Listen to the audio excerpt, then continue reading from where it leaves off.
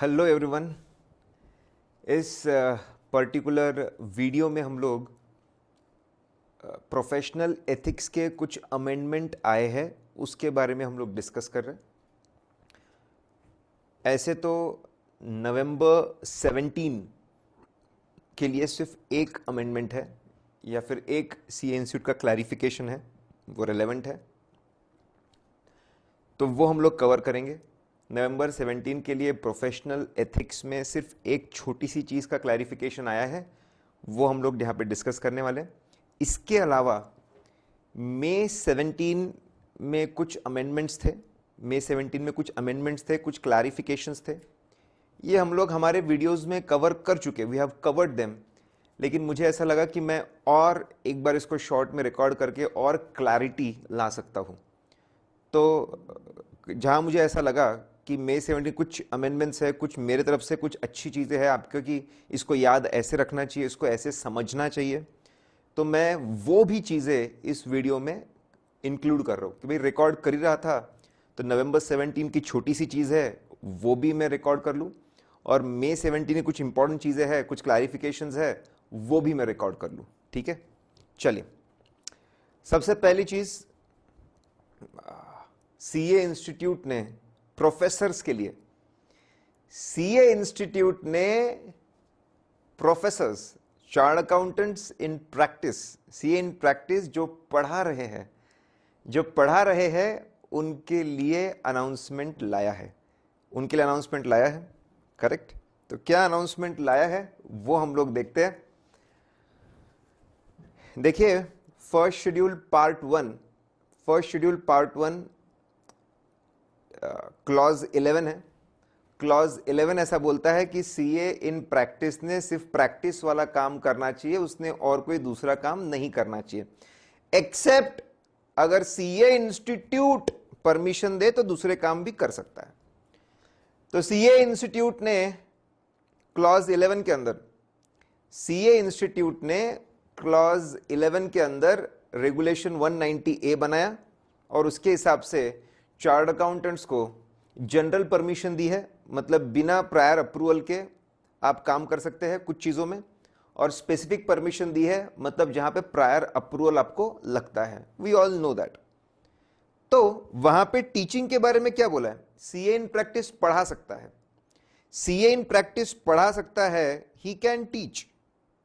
ठीक है, बिल्कुल पढ़ा सकता है, ही कैन टीच। अच्छा, और एक बात, ये पर्टिकुलर नोट्स आपको हमारे वेबसाइट में डाउनलोड सेक्शन में मिल जाएंगे। डाउनलोड सेक्शन में इट इज अवेलेबल, अमेंडमेंट्स करके नोट्स रहेंगे, उसके अंदर ये इंक्लूडेड है। ठीक है, तो सीए इन प्रैक्टिस पढ़ा सकता है, ही कैन टीच, बिना किसी परमिशन, बिना किसी अप्रूवल के ही can do teaching activity in the form of private tutorship. कुछ लोगों को अपने घर पे बुलाया, कुछ लोगों को जमा किया और उनको पढ़ा दिया। CA in practice private tutorship कर सकता है बिना किसी अप्रूवल के। सीए इंस्टीट्यूट के अंदर जाकर सीए इंस्टीट्यूट में पार्ट टाइम ट्यूटरशिप भी कर सकता है। सीए इंस्टीट्यूट में आईटीटी, ओटी और बाकी कोर्सेज होते हैं, उसमें भी पढ़ा सकता है बिना प्रायर अप्रूवल के। प्राइवेट ट्यूटरशिप करनी है, no approval required. CA institute के अंदर जाके पढ़ाना है, नो अप्रूवल इज रिक्वायर्ड। अच्छा, अगर आपको किसी कोचिंग ऑर्गेनाइजेशन,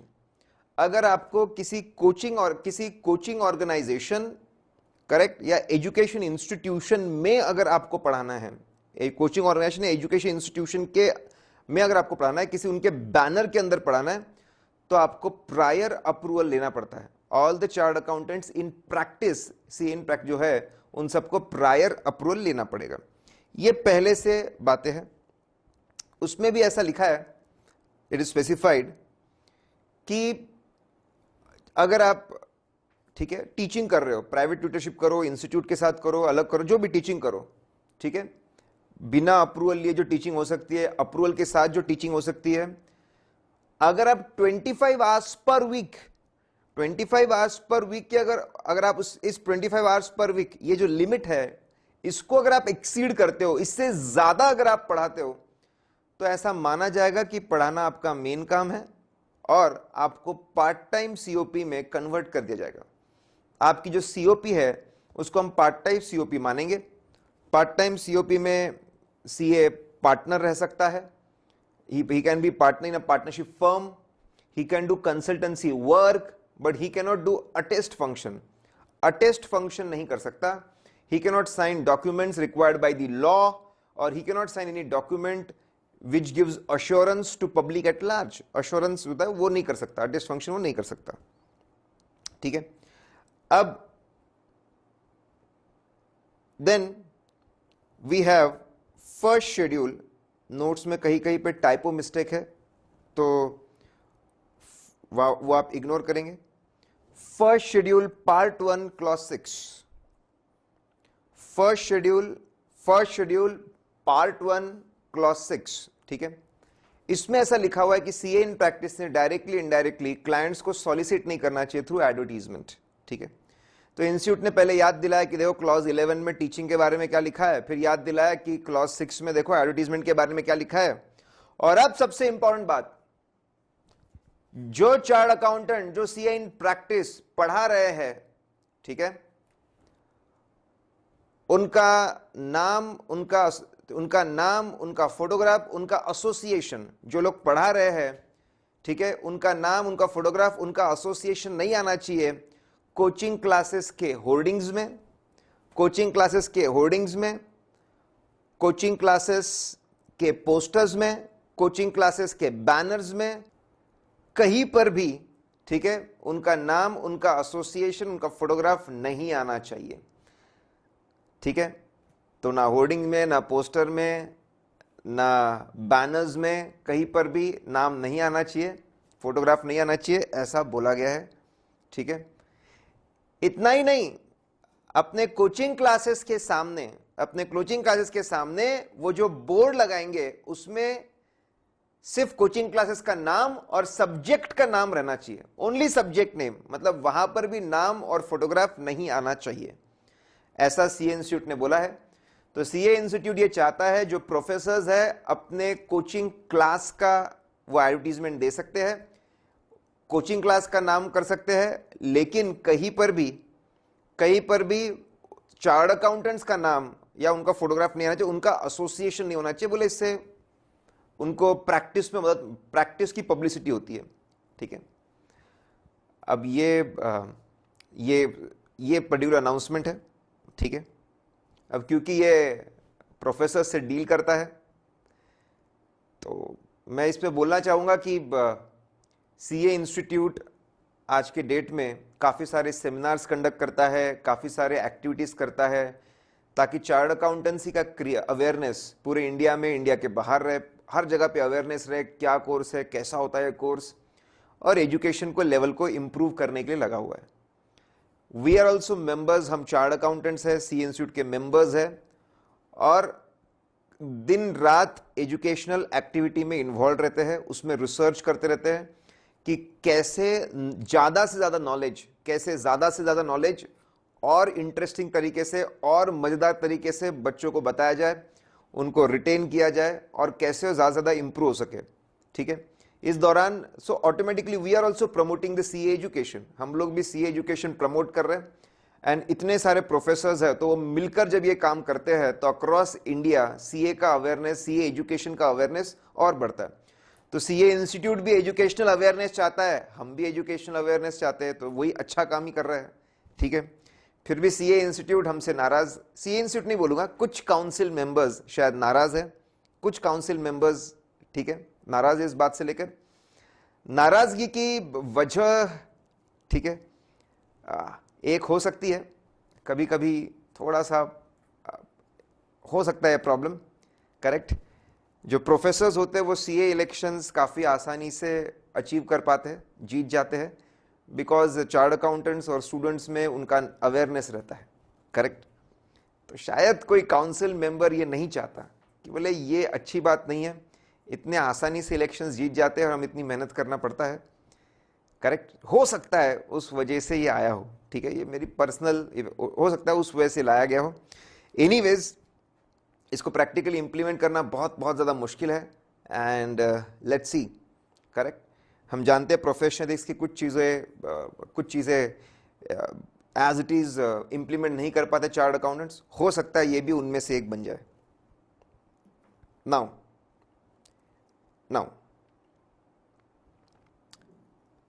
फिर अब वापस पिछले अटेम्प्ट के अमेंडमेंट्स और क्लैरिफिकेशंस है।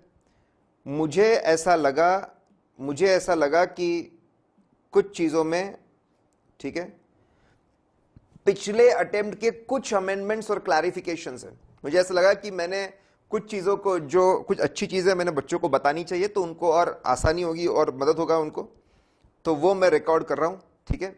वापस बता दूं, इस अटेम्प्ट के अमेंडमेंट नहीं है, इस अमेंडमेंट के क्लैरिफिकेशन नहीं है, पुरानी बातें हैं, लेकिन मुझे ऐसा लगा कि मैं उस पर कुछ बातें बताऊंगा तो और क्लैरिटी आएंगी। छोटा सा वीडियो है, ये देख सकते हैं बच्चे, it will be value addition.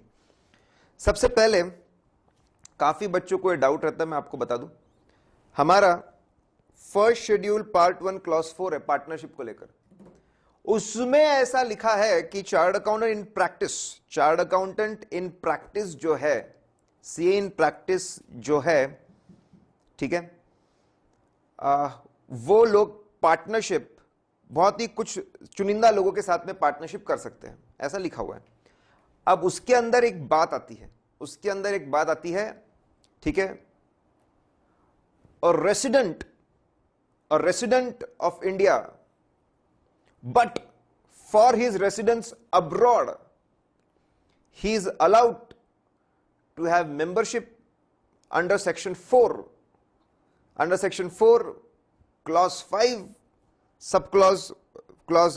section 4 subsection 1 clause 5, ऐसा आपने कुछ पढ़ा होगा।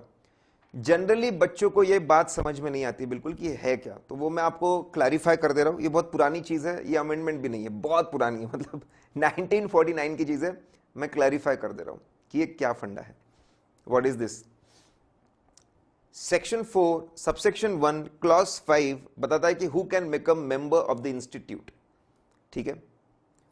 Section 4 is for who can become the member, and Section 4 subsection 1 clause 5 clarify करता है कि अगर सीए इंस्टीट्यूट चाहे तो जो इंडियन नेशनल्स, क्यों बना बता आपको, अगर सीए इंस्टीट्यूट चाहे तो इंडियन नेशनल्स जो इंडिया के बाहर गए, इंडिया के रेसिडेंट्स जो इंडिया के बाहर गए, ठीक है, उन लोग जो इंडिया के बाहर गए और बाहर जाकर उन्होंने वहां पे वो काम कर रहे हैं, बाहर है वो, श्रीलंका में उन्होंने प्रैक्टिस, श्रीलंका के अंदर, श्रीलंका की जो इंस्टीट्यूट है सेलोन, वहां से मेंबरशिप ली है, इंग्लैंड एंड वेल्स से मेंबरशिप लिए, स्कॉटलैंड और आयरलैंड। इंडिया के नेशनल्स अगर बाहर की इंस्टीट्यूट की मेंबरशिप लेते हैं, ठीक है, श्रीलंका की मेंबरशिप, इंग्लैंड एंड वेल्स की मेंबरशिप, आयरलैंड, ठीक है, स्कॉटलैंड, ये सब साथ में रहते हैं, इनकी मेंबरशिप अगर लेते हैं तो उन लोगों को हम लोग डायरेक्ट मेंबरशिप देंगे, सीधा आप सीए इंस्टीट्यूट के मेंबर बन जाओगे। Section 4 subsection 1 clause 5 Indian nationals जो बाहर बैठे हैं उनको डायरेक्ट मेंबरशिप देने की बात करता है, डायरेक्ट मेंबरशिप उनको देने की बात करता है। तुम वहां मेंबर बने, वहां हो, यहां बन जाएंगे, ऐसा पहले था। 1997 तक ये बात थी, करेक्ट। तो सिर्फ आपको इतना ध्यान रखना है, सेक्शन 4 सबसेक्शन 1 क्लॉज 5 में डायरेक्ट मेंबरशिप की बात थी। There was a question of direct membership, तो कुछ इंडियन नेशनल्स को डायरेक्ट मेंबरशिप मिल जाती थी, उनके साथ में पार्टनरशिप हम कर सकते थे। लेकिन 1997 से यह कॉन्सेप्ट खत्म हो चुका है, अब वो डायरेक्ट मेंबरशिप नहीं होती। अब अगर किसी बाहर वाले को इंडिया मेंबर बनना है तो एमओयू के अंदर वो लोग ऐसा कर सकते हैं। एमओयू के अंदर, मेमोरेंडम ऑफ अंडरस्टैंडिंग के अंदर कुछ पेपर, 3-4 पेपर होते हैं, वो पास होके इंडिया के आप मेंबर बन सकते हैं। आई होप ये क्लैरिटी बन गई आपके दिमाग में, करेक्ट। तो ये पुराना कॉन्सेप्ट था डायरेक्ट मेंबरशिप का इंडियन नेशनल्स के लिए, ठीक है, ये कॉन्सेप्ट पुराना कॉन्सेप्ट था। 1997 से कैंसिल हो चुका है, तो अब आपको उस पर्टिकुलर पार्ट पे ध्यान देने की जरूरत नहीं है।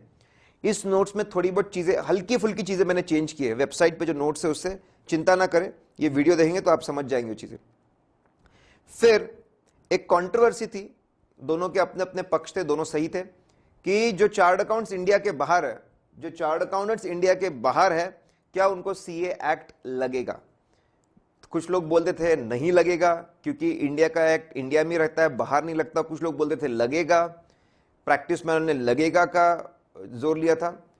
तो I have also gone to, दो ओपिनियन है, बिल्कुल दोनों ओपिनियन है, दोनों ओपिनियन अपने अपने जगह पे इंपॉर्टेंस रखते हैं, ठीक है, बिकॉज ऑफ प्रैक्टिस मैनुअल, ठीक है, हम उसको तरफ थोड़ा ज्यादा झुके हुए हैं।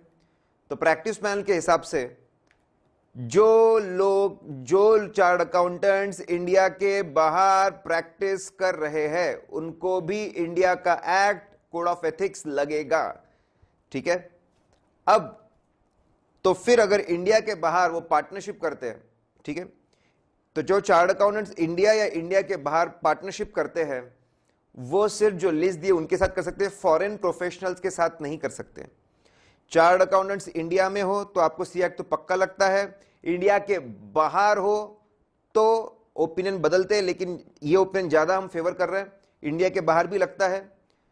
तो आप लोग जो इंडिया में है और जो इंडिया के बाहर है, वो पार्टनरशिप सिर्फ लिमिटेड लोगों के साथ कर सकते हैं, फॉरेन प्रोफेशनल्स के साथ पार्टनरशिप नहीं कर सकते। इंडिया में हो फॉरेन प्रोफेशनल के साथ पार्टनरशिप नहीं कर सकते, इंडिया के बाहर हो फॉरेन प्रोफेशनल के साथ में पार्टनरशिप नहीं कर सकते। फिर आगे एक और कंफ्यूजन होता है, partnership with MBA. Partnership with MBA, बहुत सारे जो नेशनल पॉपुलर ऑथर्स है और मॉड्यूल है उनका एकदम क्लियर है, ठीक है, मैं भी उसमें एकदम बिल्कुल क्लैरिटी है कि नहीं कर सकते। कुछ ऑथर्स और एक आध दो बुक है, कुछ ऑथर्स, कुछ प्रोफेसर, एक आध दो बुक है जो दूसरा ओपन सजेस्ट करते हैं, उसमें मैं क्लैरिफिकेशन दे रहा हूं आपको, सुन लीजिए। लिसन, हम किसके साथ पार्टनरशिप कर सकते हैं, इसके लिए सीए इंस्टीट्यूट ने दो रेगुलेशन बनाए।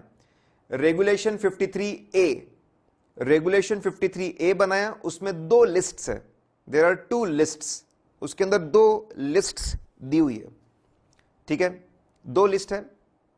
फर्स्ट लिस्ट, पहली लिस्ट है, ठीक है, first list is for professionals, people having qualification, जिनके साथ हम लोग 53A की पहली लिस्ट है, शेयरिंग कर सकते हैं, शेयरिंग ऑफ फीस, उनको फीस दे सकते हैं, उनकी फीस ले सकते हैं। और दूसरी लिस्ट है मेंबर्स ऑफ प्रोफेशनल बॉडीज, पहले क्वालिफाइड लोगों की लिस्ट है और उसके बाद में मेंबर्स ऑफ प्रोफेशनल बॉडीज की लिस्ट है। रेगुलेशन 53A में 2 लिस्ट दी है और रेगुलेशन 53A खासकर sharing of work and fees के लिए बना हुआ है, क्लॉज 2, क्लॉज 2, क्लॉज 3, क्लॉज 5 के लिए। फिर एक रेगुलेशन 53B है, रेगुलेशन 53B है, यह बना है कि हम किसके साथ पार्टनरशिप कर सकते हैं। लिसन, ये क्यों बता रहा हूं मैं आपको। रेगुलेशन 53A पढ़ेंगे तो उसमें साफ साफ समझ में आता है कि एमबीए का नाम उसमें इंक्लूड किया गया है, मतलब इंस्टीट्यूट चाहता था कि एमबीए के साथ में शेयरिंग ऑफ फीस हो, शेयरिंग ऑफ वर्क हो, दैट्स फाइन, करेक्ट। लेकिन रेगुलेशन 53B में एमबीए का नाम नहीं है, मतलब इंस्टीट्यूट का इंटेंशन क्लियर था कि पार्टनरशिप नहीं करेंगे, ठीक है। तो बिल्कुल सही इंस्टीट्यूट ने चल रहा था, 53A बनाया इंस्टीट्यूट ने for sharing of work and fees, बिल्कुल सही है, 2, 3, 5 में चलने दीजिए इसको। और 53B सिर्फ पार्टनरशिप के लिए था, क्लॉज 4 के लिए, ठीक है।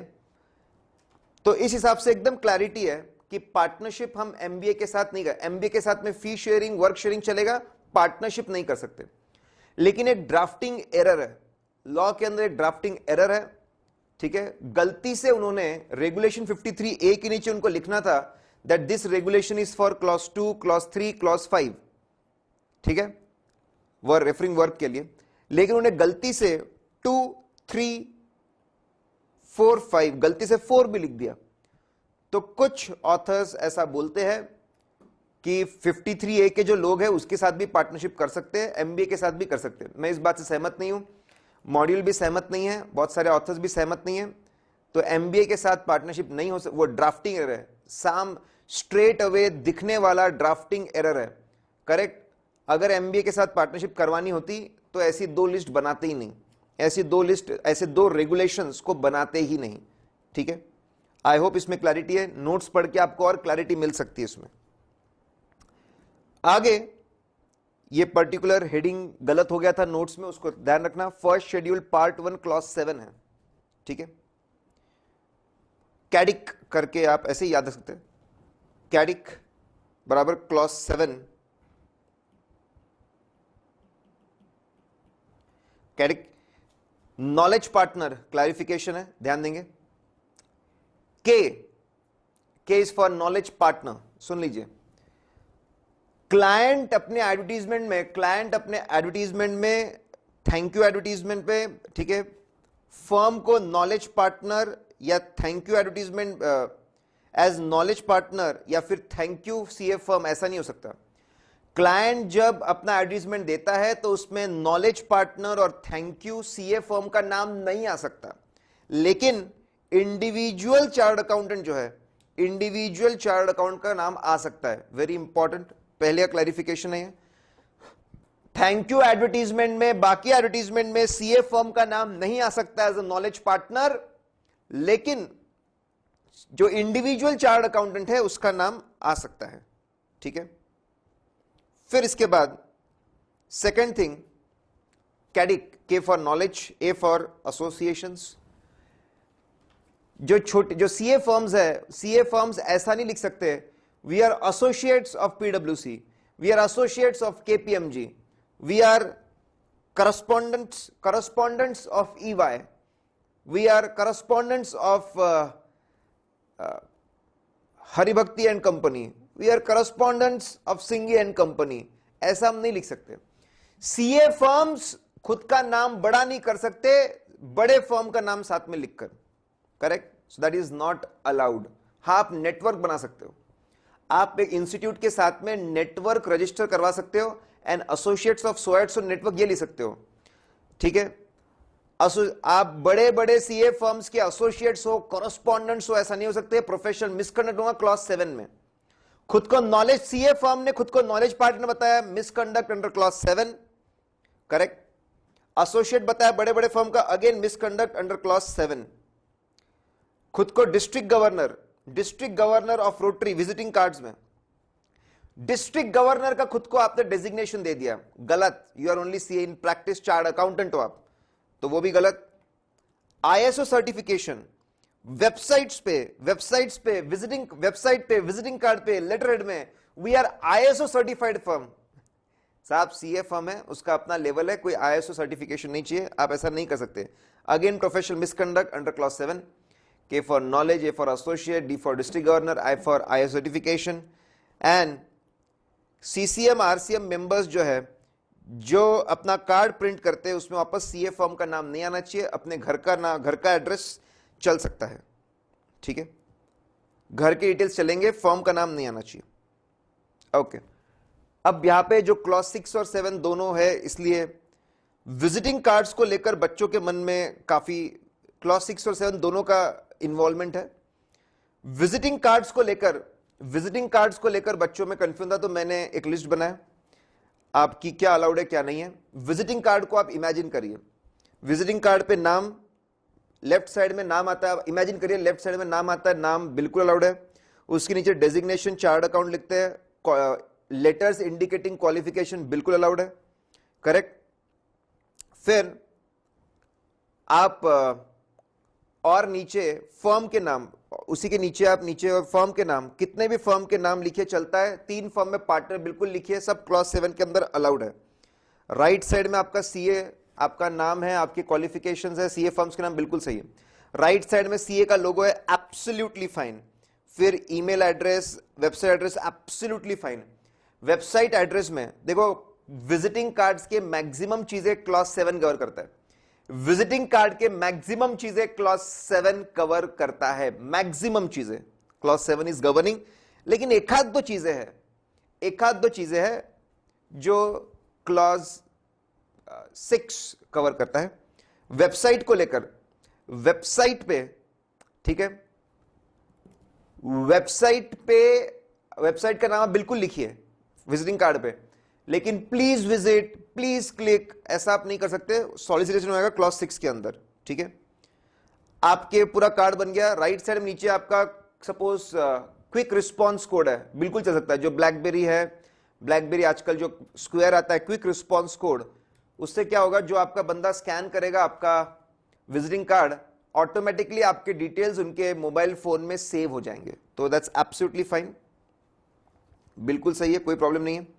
क्या क्या अलाउड नहीं है, आप ईयर ऑफ एस्टैब्लिशमेंट नहीं डाल सकते, फोटोग्राफ नहीं डाल सकते, कोई दूसरा लोगो यूज नहीं कर सकते, एसोसिएट ऑफ सॉर्ट्स ऑफ हम नहीं लिख सकते, आईएसओ सर्टिफिकेशन नहीं लिख सकते, सेलिब्रेटिंग 75 इयर्स ऐसा आप नहीं लिख सकते, ऑफिशियल स्टेशनरी में क्लॉज 6 और 7 दोनों में जाता है ये। और vision, mission, vision of the firm क्या है, मिशन ऑफ द फर्म क्या है, ऐसा भी आप नहीं लिख सकते, क्लॉज 6 में जाता है। तो विजिटिंग कार्ड की मैक्सिमम चीजें क्लॉज 7 में कवर्ड है। प्लीज विजिट वेबसाइट क्लॉज 6 में आता है, मिशन विजन क्लॉज 6 में आता है, सेलिब्रेटिंग 6 और 7 दो में आता है, इसका आप ख्याल रखिए, ठीक है। आप बुक पब्लिश नहीं कर सकते, history of the firm, celebrating 75 in the profession, ऐसे भी आप कर नहीं सकते, क्लॉज 6 और 7 दोनों लग जाता है, करेक्ट। सिंपल सिंपल सी बातें, ये मैंने बोला पहले भी आ चुकी है, फिर से टाइपो एरर है नोट्स में, थोड़ा ठीक कर लेना आप। फर्स्ट शेड्यूल पार्ट 1 क्लॉज 10, फी परसेंटेज बेस पे हम शेयर नहीं कर सकते, उसके बारे में था।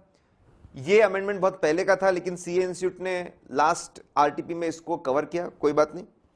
इसको याद रखने का एकदम सिंपल सा तरीका है, वो यहां पे दिया हुआ है। अक्षय कुमार साहब सर्टन मैनेजमेंट कंसल्टेंसी सर्विसेज ले सकते हैं। सर्टन, अब कहानी एक बार सुन लीजिए, management consultancy, certain management consultancy services लेते हैं, पॉइंट नंबर 1। कंसल्टेंसी सर्विस लेने के बाद वो कोऑपरेटिव सोसाइटी वो ओपन करते हैं, ही ओपन्स कोऑपरेटिव सोसाइटी। फिर उसके बाद में कोऑपरेटिव सोसाइटी को फाइनेंशियल पैसा चाहिए होता है, तो फाइनेंशियल सर्विसेज लेते हैं। फाइनेंस उठाने के बाद में प्रोडक्शन ऑर्गेनाइजेशन करते हो, तो जाने दीजिए, वो सीए काम में नहीं आता, ठीक है। प्रोडक्शन में कॉस्ट ऑप्टिमाइजेशन सर्विसेज लेते हैं चार्ट अकाउंट से। माल बेचने के बाद में पैसा वसूल नहीं होता रहता है, तो डेट रिकवरी सर्विसेज लेते हैं, ठीक है। लेकिन उसके बाद भी बिजनेस बराबर कुछ चल नहीं रहा है, तो एसेट्स का वैल्यूएशन करवाते हैं डायरेक्ट टैक्स के अंदर, डायरेक्ट ड्यूटीज के अंदर, लिक्विडेटर को अपॉइंट करके उसको लिक्विडेट कर डालते हैं, ठीक है। इसके अलावा और भी सर्विसेज लेने को वो तैयार है, ध्यान देंगे, बहुत ही आसान है। सर्टन मैनेजमेंट कंसल्टेंसी सर्विसेज जो इंस्टीट्यूट बोलेगी, वहां पे आप परसेंटेज बेस चार्ज कर सकते हो। कोऑपरेटिव सोसाइटी में जनरली परसेंटेज होता है, depending on the working capital of the cooperative, that is working capital. Cooperative में working capital means paid up capital plus reserves, उनके हिसाब से लोन्स गिवन के हिसाब से वहां परसेंटेज, उनके प्रॉफिट्स के हिसाब से वहां परसेंटेज बेसिस अलाउड है, ठीक है। फाइनेंशियल सर्विसेज रेस करता है, वहां पर भी अलाउड है। प्रोडक्शन के बाद कॉस्ट ऑप्टिमाइजेशन करता है, वहां पर भी परसेंटेज अलाउड है। माल बेचने के बाद रिकवरी के लिए डेट रिकवरी सर्विसेज में परसेंटेज बेसिस अलाउड है, ठीक है। फिर धंधा चलता नहीं तो वैल्यूएशन करवाता है, टैक्स लॉज में, ड्यूटीज में, टैक्स लॉज ड्यूटी इंपॉर्टेंट, वहां पर भी परसेंटेज बेसिस अलाउड है। लिक्विडेटर के लिए परसेंटेज, लेकिन फिर बंद करता है, लिक्विडेटर के लिए अलाउड है, एनी अदर सर्विसेज अलाउड है। ये शॉर्टकट फ्लो आप याद रखेंगे तो पूरी 8 चीजें आपको याद हो जाएगी।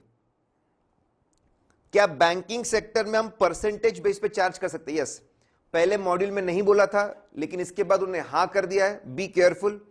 बैंकिंग सेक्टर में आप रिकवरी सर्विसेज तो दे ही सकते हो और परसेंटेज बेस पे भी चार्ज कर सकते हो, क्योंकि डेट रिकवरी सर्विसेज अलाउड हो चुका है, ठीक है। फटाफट मैं एक बातें बता रहा हूं आपको, इसकी बहुत सारी बातें आप जानते होंगे, लेकिन मुझे लगा कि क्लैरिफाई करना जरूरी है, एक बार जान लेंगे, कोई प्रॉब्लम नहीं है, ठीक है। क्लॉज 11 में हम जानते हैं कि सीए इन प्रैक्टिस का काम करना चाहिए, ठीक है। क्या वो सेलिंग एजेंट बन सकता है? Answer is no, selling agent no. क्या वो म्यूचुअल फंड बेचने का काम कर सकता है? म्यूचुअल फंड बेचना और फिर साथ में कमीशन लेना? Answer is no, mutual fund बिल्कुल नहीं। यूटीआई, जीआईसी, एनएसडीएल के वो कमीशन बेस पे काम करता है, एजेंट बन जाता है उसका? आंसर इज नो, नहीं बन सकता। सेलिंग एजेंट नहीं बन सकते, डायरेक्ट सेलिंग एजेंट नहीं बन सकते।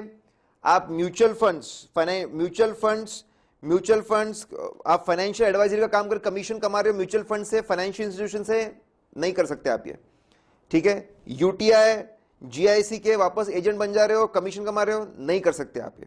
तो आप कर क्या सकते हो? सेलिंग एजेंट बन ही नहीं सकते हो किसी भी चीज के।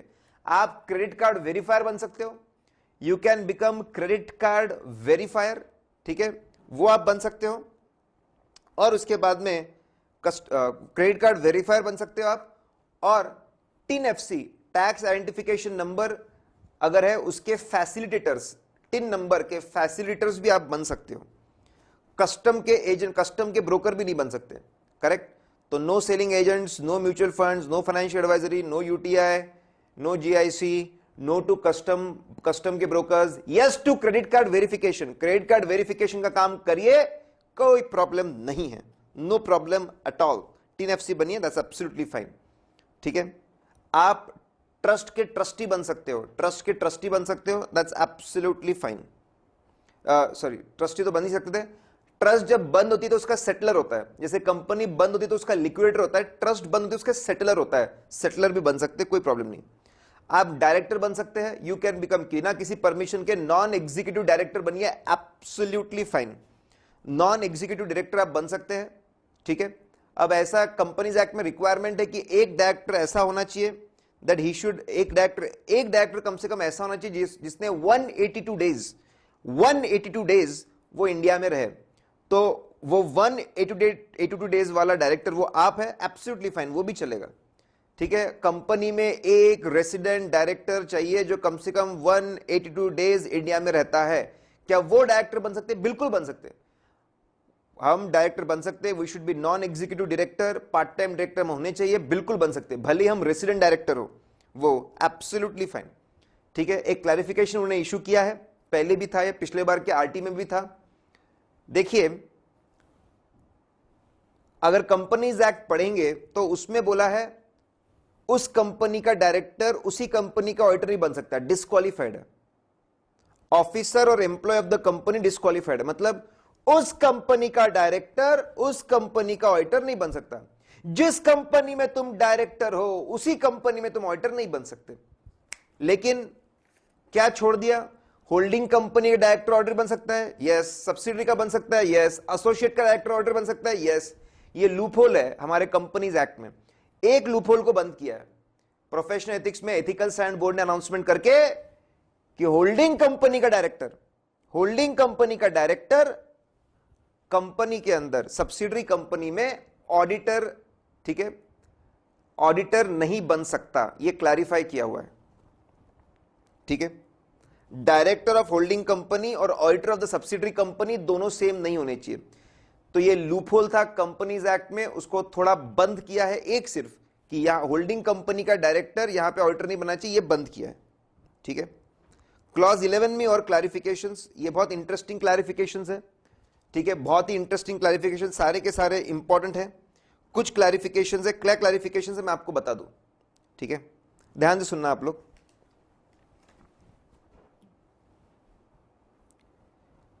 स्टैट्यूटरी ऑडिटर, क्या स्टैट्यूटरी ऑडिटर सिस्टम ऑडिट कर सकता है? बोले कर सकता है, दोनों के काम काफी मिलते जुलते हैं, हैंड इन हैंड कर सकता है। क्या स्टैट्यूटरी ऑडिटर टैक्स ऑडिट का काम कर सकता है? आंसर इज कर सकता है। क्या स्टैट्यूटरी ऑडिटर और टैक्स ऑडिटर, ठीक है, क्या ये लोग अनलिस्टेड कंपनी में इक्विटी वैल्यूएशन का काम कर सकते हैं? नहीं कर सकते। जो लोग अनलिस्टेड कंपनी में इक्विटी वैल्यूएशन का काम करते हैं वो इतनी बड़ी सर्विसेज दे रहे हैं, वो स्टैट्यूटरी ऑडिटर भी नहीं हो सकते और टैक्स ऑडिटर भी नहीं हो सकते, ठीक है, बी केयरफुल, ठीक है। फिर क्या स्टैट्यूटरी ऑडिटर, बैंक का स्टैट्यूटरी ऑडिटर, क्या बैंक का स्टैट्यूटरी ऑडिटर स्टॉक ऑडिट कर सकता है? Answer is no. Stock auditor, ठीक है, stock auditor statutory auditor stock audit का काम नहीं कर सकता, ना उस ब्रांच का ना उसी बैंक के दूसरे ब्रांच का। देखो, हम चाहते हैं स्टैट्यूटरी ऑडिट के साथ कॉम्प्रोमाइज ना हो। स्टैट्यूटरी ऑडिट की पोजीशन बहुत इंपॉर्टेंट है, उसके साथ किसी भी तरह का कॉम्प्रोमाइज नहीं चाहते, हम नहीं चाहते किसी भी तरह का कॉम्प्रोमाइज, ठीक है। तो system audit is fine, tax audit is fine, valuation करने वाला बंदा स्टैट्यूटरी ऑडिट नहीं कर सकता, स्टॉक ऑडिट वाला बंदा स्टैट्यूटरी ऑडिट नहीं कर सकता, बराबर, रिस्ट्रिक्शंस है। फिर उसके बाद statutory auditor should not be concurrent auditor of the sponsor bank. आपको पता है कि बड़ी बड़ी बैंक्स आरआरबीज को स्पॉन्सर करती है। किसको स्पॉन्सर करती है? आरआरबीज, रीजनल रूरल बैंक्स को स्पॉन्सर करती है। तो आरआरबी का स्टैट्यूटरी ऑडिटर, ठीक है, आरआरबी का statutory auditor should not be, statutory auditor of RRB should not be concurrent auditor of sponsor bank. जिसने स्पॉन्सर किया वो नहीं हो सकता। मतलब वही है जैसे स्टैट्यूटरी ऑडिटर इंटरनल ऑडिटर एक नहीं हो सकते। Statutory auditor should not be concurrent auditor of the sponsoring bank. जो बड़ी स्पॉन्सरिंग बैंक है उसका कॉन्करेंट ऑडिटर नहीं होना चाहिए। करेक्ट। बहुत इंटरेस्टिंग से क्लैरिफिकेशन है सारे के सारे। फिर इसी के अंदर statutory auditor of the company, ठीक है, statutory auditor of the company should not be internal auditor of PF fund. Company के अंदर जो प्रोविडेंट फंड के लिए ट्रस्ट बनी है उसका जो इंटरनल ऑडिटर है, स्टैट्यूटरी ऑडिटर प्रोविडेंट फंड का भी इंटरनल ऑडिटर नहीं होना चाहिए। बराबर। कंपनी का इंटरनल ऑडिट स्टैट्यूटरी ऑडिटर नहीं बन सकता। प्रोविडेंट, कंपनी के अंडर जो प्रोविडेंट फंड का जो इंटरनल ऑडिटर है वो भी स्टैट्यूटरी ऑडिट नहीं कर सकता। मैंने बोला स्टैट्यूटरी ऑडिट की पोजीशन को हम बहुत सेफ रखना चाहते हैं, ठीक है। वैल्यूएशन वाला ऑडिटर नहीं बन सकता, स्टॉक ऑडिट वाला ऑडिटर नहीं बन सकता, concurrent audit of the sponsor firm वाला ऑडिट नहीं कर सकता, internal auditor of the PF fund audit नहीं कर, स्टैट्यूटरी ऑडिट नहीं कर सकता। फिर और एक बात, ठीक है, ये अब ये अलाउ किया है। पीएफ फंड का जो स्टैट्यूटरी ऑडिटर है गवर्नमेंट कंपनी में, पीएफ फंड, पीएफ फंड आपका जो पीएफ फंड है, कंपनी ने ट्रस्ट बना के पीएफ फंड बनाया, उसका statutory auditor can be internal auditor of the company. तो इससे समझ में आता है गवर्नमेंट कंपनी में भरोसा करो बोले, ठीक है, गवर्नमेंट कंपनी में भरोसा करो, कोई प्रॉब्लम नहीं है। प्रोविडेंट फंड के स्टैट्यूटरी ऑडिट को लेकर ये लोग रिलैक्स्ड है। प्रोविडेंट फंड का स्टैट्यूटरी ऑडिटर को लेकर, प्रोविडेंट फंड का जो स्टैट्यूटरी ऑडिटर है वो बंदा कंपनी का इंटरनल ऑडिटर रह सकता है। Are you getting this point? और कुछ बहुत सिंपल से क्लैरिफिकेशंस है, बहुत ही सिंपल से क्लैरिफिकेशंस है नोट्स में दिए हुए वहां पे, कि इंटरनल ऑडिटर वाला बंदा अकाउंटिंग नहीं कर सकता, बिल्कुल सही। और कॉन्करेंट ऑडिटर वाला बंदा, जिसने बंदे ने कॉन्करेंट ऑडिट किया है बैंक का, वो कोई और असाइनमेंट नहीं कर सकता। Concurrent auditor should not do any other assignment. तो ये क्लैरिफिकेशंस इशू किए हैं, मैंने उसको डायग्राम फॉर्म में बताया, एक फ्लो करके बताया, आप वो देख सकते हैं। आखिरी बात, केवाईसी नॉर्म्स। सभी चार्टर्ड अकाउंटेंट्स को अपने क्लाइंट्स के बारे में पता होना चाहिए। They should be aware about the clients. इसलिए केवाईसी नॉर्म सिर्फ अटेस्ट फंक्शंस में। अगर आप किसी के डॉक्यूमेंट साइन कर रहे हो, रिपोर्ट साइन कर रहे हो, सर्टिफिकेट साइन कर रहे हो किसी लॉ में, या उसकी ऑडिट रिपोर्ट बना रहे हो, अगर आप ऑडिट रिपोर्ट सर्टिफिकेट्स बना रहे हो किसी के लिए, अटेस्ट फंक्शन कर रहे हो जिससे लोग का भरोसा बढ़े, तो आपको उस बंदे के बारे में, अरे तुम जिसकी जिम्मेदारी ले रहे हो उसके बारे में पता होना चाहिए। अगर इंडिविजुअल है तो एकदम सिंपल है याद रखने का तरीका। कोई भी आया तो बेटा तेरा नाम बता, नाम अता पता बता, नंबर 1, तू क्या बिजनेस करता है बिजनेस बता, करेक्ट, और तेरे लीगल डॉक्यूमेंट्स बता, पैन कार्ड नंबर, आधार कार्ड नंबर, एकदम सिंपल। बेटा नाम अता पता बता, क्या धंधा करता है वो बता, अच्छा धंधा कैसा चल रहा है तेरा, तेरे लास्ट ऑडिटेड फाइनेंशियल स्टेटमेंट्स वो बता, और चौथा तेरे लीगल डॉक्यूमेंट्स बता, पैन कार्ड आधार कार्ड, ठीक है। और हम उसका क्या काम कर रहे हैं, टाइप ऑफ एंगेजमेंट। अगर कंपनी है तो कंपनी का नाम, वापस नाम अता पता, तो किसने बनाया, पेरेंट कंपनी का नाम अता पता भी बता, क्या बिजनेस करता है, लास्ट ऑडिटेड फाइनेंशियल स्टेटमेंट्स तेरे क्या बोलते हैं, तेरे रेगुलेटरी इंफॉर्मेशन, तेरा कंपनी सिन नंबर, ठीक है, कंपनी सिन नंबर, कंपनी का नंबर चाहिए, पैन नंबर चाहिए, डिन नंबर चाहिए, उनके एड्रेस चाहिए, और किस तरह का असाइनमेंट। नॉन कॉर्पोरेट एंटिटी वापस ध्यान रखिए एकदम सिंपल है, नाम, अता पता, क्या बिजनेस कर रहा है बेटा, लास्ट ऑडिटेड फाइनेंशियल स्टेटमेंट्स, और तेरा पैन का नंबर, ठीक है। तो ये जरूरी है, 1 जनवरी 2017 से कंपलसरी है। ध्यान रखेंगे साहब, पहले के आपके एक ही अनाउंसमेंट था आपका नवंबर 17 के लिए, बाकी मई 17 से जुड़ी हुई बातें थी। इसमें से बहुत सारी आपकी कवर हुई होंगी, कुछ अगर कवर नहीं हुई थी तो कोई बात नहीं, अभी यहां पे कवर हो चुकी है, ठीक है। And before the exams again we are coming for the revision sessions. हमारे वेबसाइट पे आप उसके पूरे डिटेल्स देख सकते हैं। हर एग्जाम के पहले across various cities in India हम लोग रिवीजन सेशंस रखते हैं। वो रिवीजन सेशंस आप अटेंड कर सकते हैं, करेक्ट। इसकी इंफॉर्मेशन वेबसाइट पे आपको मिल जाएगी, और ये जो नोट्स है वेबसाइट के डाउनलोड सेक्शन में है।